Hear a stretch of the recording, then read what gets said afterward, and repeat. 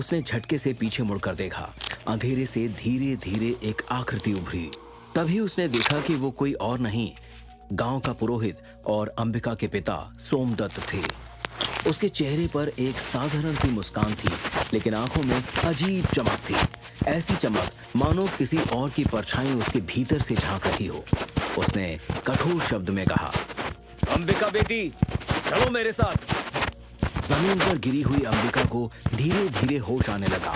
उसने आंखें खोली तो सबसे पहले उसकी नजर सार्थक पर पड़ी और फिर अपने पिता सोमदत्त पर। कुछ पल के लिए मानो समय थम गया। नागेश्वरी, जो अभी क्षण भर पहले सार्थक के पास खड़ी थी, अचानक धुंध की तरह विलीन हो गई। सार्थक के चेहरे पर घबराहट उभरी हुई थी। उसने झट से नागग्रंथ को अपनी धोती में छिपा लिया था। सोमदत्त तेजी से आगे बढ़ा, अंबिका का हाथ पकड़ लिया और झुंझलाते हुए बोला, कितनी बार समझाया है तुझे इस शापित लड़के से दूर रहा कर। इसकी छाया भी विनाश लाती है। आज के बाद अगर तू इसके पास आई तो मुझसे बुरा कोई नहीं होगा। अंबिका ने चौंक कर पिता की ओर देखा और डरते हुए धीरे से कहा, पिताजी, ये आपकी आंखों को क्या हो गया है? ये इतनी लाल क्यों है? सोमदत्त का चेहरा पल भर को कठोर हो गया। फिर उसने जबरदस्ती मुस्कुराकर कहा, नहीं, ऐसा कुछ नहीं है बेटी। अंबिका को बड़ा अजीब लगा, जैसे कोई साया हो उसके पिता के आसपास। सोमदत्त ने तीखी नजर से सार्थक की ओर देखा। उसकी आंखों की चमक और गहरी हो गई। सार्थक का दिल धक से रह गया। वो सोचने लगा कि क्या सोमदत्त ने देख लिया था कि वो नाग ग्रंथ छुपा रहा है। सोमदत्त ने कुछ और नहीं कहा, बस अंबिका का हाथ पकड़कर मुड़ा और अंधेरे में धीरे धीरे ओझल हो गया। अंबिका जाते जाते सार्थक की ओर देखती रही। उसकी आंखों में डर था, सवाल थे और एक अजीब सा मौन हुआ भरोसा भी। सार्थक ने धीरे धीरे अपनी धोती में छुपी हुई किताब बाहर निकाली। उसकी आंखें नमी और आग दोनों से भरी थी। उसने आसमान की ओर देखा कि बादल गरज रहे थे। धीरे धीरे सार्थक उसे नजरअंदाज कर दिया। रमन गैंग को खत्म करने के बाद मोहन जब अपनी टीममेट हर्षिता के साथ अपने घर वापस जा रहा था, तभी उसके दिल का दर्द बढ़ गया। नमी और आग दोनों से भरी थी। उसने आसमान की ओर देखा कि बादल गरज रहे थे। धीरे धीरे सार्थक ने सवाल किया, पर मैं कैसे कर पाऊंगा? क्या मैं इस लायक हूं? सार्थक के कानों में नागेश्वरी की आवाज गूंज उठी, तुम नागवंश हो सार्थक। तुम्हें अपनी शक्तियों को पहचानना होगा। सही वक्त पर तुम अपनी शक्तियों तक खुद पहुंच जाओगे। नागेश्वरी के शब्दों ने जैसे सार्थक के मन में उत्साह भर दिया। नागेश्वरी, मैं वचन देता हूं, इस नाग ग्रंथ की रक्षा करूंगा, अपनी पहचान को छुपाऊंगा और नागलोक का बदला मैं कालासुर और मायासुर से लेकर रहूंगा। रात गहरी हो गई थी। अंबिका और सोमदत्त घर आ चुके थे। सोमदत्त बिस्तर पर बैठ गया। उसकी सांसें भारी थी। उसकी आंखों में वही अजीब चमक बार बार उभर रही थी। अंबिका डरते डरते पास आई और बोली, पिताजी, आपने सार्थक को इतना कठोर क्यों कहा? वो तो इतना बुरा भी नहीं है। अचानक सोमदत्त की आंखें बदल गई। उसका स्वर भी बदल गया और वो गहरी अनजानी आवाज में बोला, उस अभिशप्त लड़के से दूर रहो, वो हमारे विनाश का कारण बनेगा। अंबिका सिहर गई।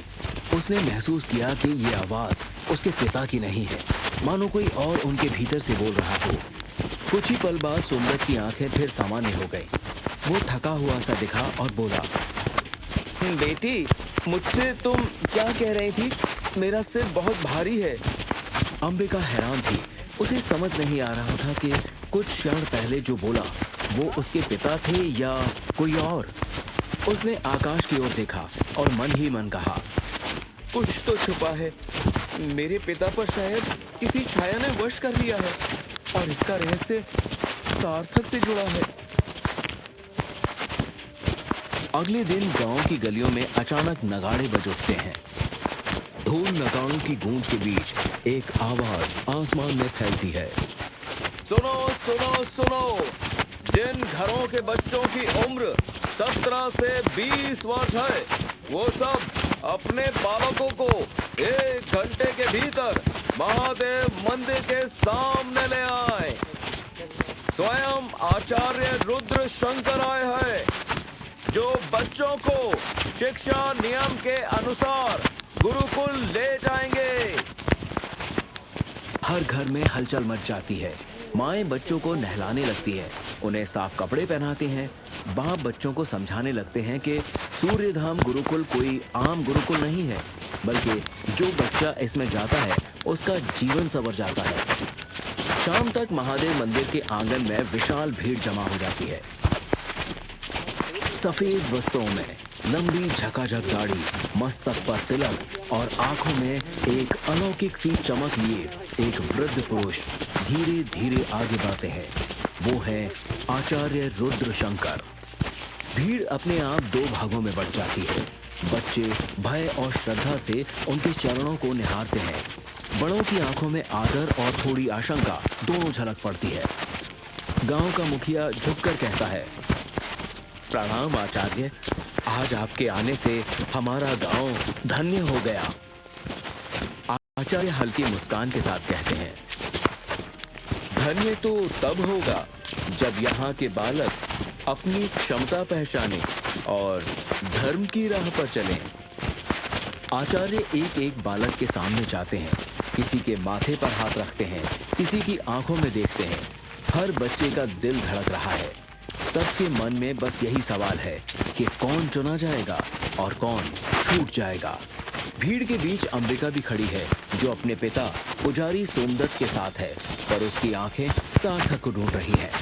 मंदिर से कुछ दूर सीढ़ियों के पीछे सार्थक चुपचाप बैठा है। उसकी आंखों में अकेलापन है और साथ में नाग ग्रंथ को लेकर हजारों सवाल। सार्थक का मन भीड़ के पास जाने का नहीं था, क्योंकि उसे पता था कि लोग उसे देखकर मनहूस श्रापित ही कहेंगे। लेकिन आचार्य रुद्र शंकर की आंखें अचानक वहीं टिक जाती हैं, मानो कोई अदृश्य धागा उन्हें सार्थक तक खींच लाया हो। वो गंभीर और सौम्य स्वर में कहते हैं, बालक, तुम वहां क्यों बैठे हो? आओ, पास आओ। सार्थक चौंक जाता है। वो पहले तो हिचकिचाता है, फिर धीरे धीरे कदम बढ़ाता है। पूरी भीड़ उसे देख रही है। सभी की फुसफुसाहटें शुरू हो जाती हैं। ये तो वही है, श्रापित का बेटा। इसे क्यों बुला रहे हैं आचार्य? आचार्य रुद्र शंकर सार्थक के कंधे पर हाथ रखते हैं। ये देखकर क्षण भर को जैसे पूरी भीड़ मौन हो जाती है। आचार्य सबसे कहते हैं, इस बालक की आंखों में मैंने एक अलग ज्वाला देखी है। ये गुरुकुल जाएगा। ये सुनते ही सारे गांव के लोगों में हड़कंप मच जाता है। तभी सोमदत्त जोर से कहता है, आचार्य क्षमा कीजिएगा, पर यह संभव नहीं। ये बालक अपशगुनी है। इसके यहाँ आने से ही गांव पर विपत्ति आई है। हम नहीं चाहते कि इसकी बुरी छाया हमारे बच्चों पर पड़े। गांव वाले सोमदत्त की बातों से सहमत होते हुए कहते हैं, हाँ हाँ, इसे मत ले जाइए, गुरुकुल अपवित्र हो जाएगा। लेकिन आचार्य रुद्र शंकर की आंखें कठोर हो जाती हैं। आचार्य गर्जन करती आवाज में कहते हैं, बस, गुरुकुल का नियम वंश नहीं देखता, कर्म देखता है। अगर पत्थर भी दृढ़ हो तो मैं उसे हीरा बना सकता हूँ। और इस बालक में तेज है, आग है। ये गुरुकुल अवश्य जाएगा। सन्नाटा छा जाता है। सार्थक की आंखों में पहली बार चमक झलकती है, जैसे पहली बार किसी ने उसे मनुष्य माना हो। आचार्य उसका हाथ पकड़कर आकाश की ओर उठाते हैं और कहते हैं, आज से ये बालक गुरुकुल का शिष्य है। भीड़ में खलबली मच जाती है। गांव वाले आपस में बहस करने लगते हैं। सोमदत्त क्रोध में कांपते हुए कहता है, आप एक बड़ी भूल कर रहे हैं आचार्य। एक दिन आपको इसका पश्चाताप होगा। लेकिन रुद्रशंकर बिना डरे अटल खड़े रहते हैं। उसी समय रुद्रशंकर की नजर अंबिका पर जाती है। वो आगे बढ़कर उसका मस्तक छूते हैं और मुस्कुराकर कहते हैं, तुम्हारे भीतर शुद्धता और साहस दोनों हैं। तुम भी गुरुकुल चलोगी। अंबिका के चेहरे पर इस बात को सुनकर चमक आ जाती है। उसकी आंखें सार्थक से मिलती हैं। दोनों के बीच एक अनकहा बंधन जन्म लेता है। सोमदत्त का चेहरा गुस्से से तमतमा उठता है, लेकिन भीड़ के सामने कुछ कह नहीं पाता। तभी एक गांव वाला सोमदत्त से कहता है, अरे सोमदत्त भाई, जाने दो ना इस अपशगुन को यहाँ से। गांव छोड़ देगा तो क्या पता गांव का भला ही हो। और वैसे भी मुझे तो लगता है कुछ ही दिन में आचार्य भी इसे खुद गुरुकुल से भगा देंगे। तब ये ना घर का रहेगा ना घाट का। सोमदत्त की आंखें फिर चमकती हैं, जैसे उसे सार्थक पर शक है। अंबिका की नजर अपने पिता पर होती है। उसे लगता है जैसे कल से उसके पिता के हाव भाव बदल गए हैं। मंदिर की घंटियां गूंजती हैं। आचार्य के कहने पर सार्थक और अंबिका बाकी चुने गए बच्चों के साथ पंक्ति में खड़े हो जाते हैं। गांव वाले हैरान परेशान उन्हें जाते हुए देखते हैं। सार्थक आखिरी बार मुड़कर देखता है। एक ओर गांव वालों की नफरत और शक है और दूसरी ओर अंबिका की मुस्कुराहट और विश्वास। उसके मन में पहली बार उम्मीद की लौ चलती है। सार्थक धीरे से खुद से कहता है, शायद यही मेरी राह है। आचार्य की गहरी आवाज हवा में गूंजती है, याद रखना, हर आग परीक्षा लेती है, पर जो जलकर निखर जाए वही उजाला करता है। और इसी के साथ कारवां गांव से निकल पड़ता है। वो सभी गुरुकुल की तरफ चल पड़ते हैं। संध्या ढल चुकी है। आचार्य रुद्रशंकर के नेतृत्व में जब बच्चों का समूह गुरुकुल के पास पहुंचता है तो उन सभी बच्चों को सामने एक भव्य द्वार खड़ा दिखता है। द्वार पर विशाल दिव्य प्रतिमाएं उकेरी गई हैं, जिसकी आंखें लाल मणियों जैसी चमक रही है। चारों ओर से मंत्रोच्चार गूंज रहा है। सैकड़ों दीपकों की रोशनी आसमान को सुनहरा बना रही है। हवा में धूप और चंदन की सुगंध तैर रही है। अंबिका धीरे से सार्थक से कहती है, ये जगह कितनी अलौकिक है ना? सार्थक मंत्रमुग्ध सा हाँ कहता है। वो द्वार पर बने चिन्हों को देखता है और पाता है कि जैसे वो जिंदा हो। उसका दिल जोर जोर से धड़कने लगता है। द्वार खुलते ही बच्चों की आंखें चौंधिया जाती हैं। अंदर एक और विशाल पुस्तकालय है, जहां ताड़पत्र और ग्रंथ सोने जैसी रोशनी में चमकते हैं। दूसरी ओर प्रशिक्षण मैदान है, जहां युवा शिष्य धनुष, तलवार और युद्ध कला का अभ्यास कर रहे हैं। आगे ध्यान कक्षाएं, जहां सैकड़ों शिष्य एक साथ मंत्र जाप कर रहे हैं, मानो गुरुकुल कोई और ही लोक हो।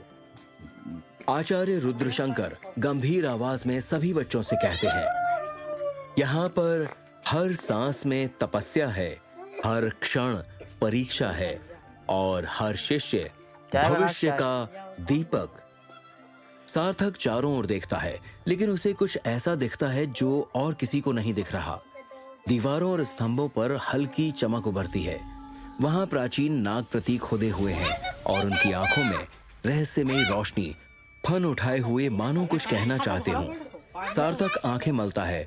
अंबिका उसे देखकर पूछती है, क्या हुआ? ऐसे क्यों देख रहे हो? सार्थक हिचकिचाते हुए कहता है, तुम्हें दीवारों पर कुछ दिखाई दे रहा है? अंबिका हैरान होकर कहती है, नहीं तो, बस साधारण पत्थर दिख रहे हैं। सार्थक चुप हो जाता है। उसे समझ आ जाता है कि ये प्रतीक सिर्फ वही देख सकता है। रात ढलती है।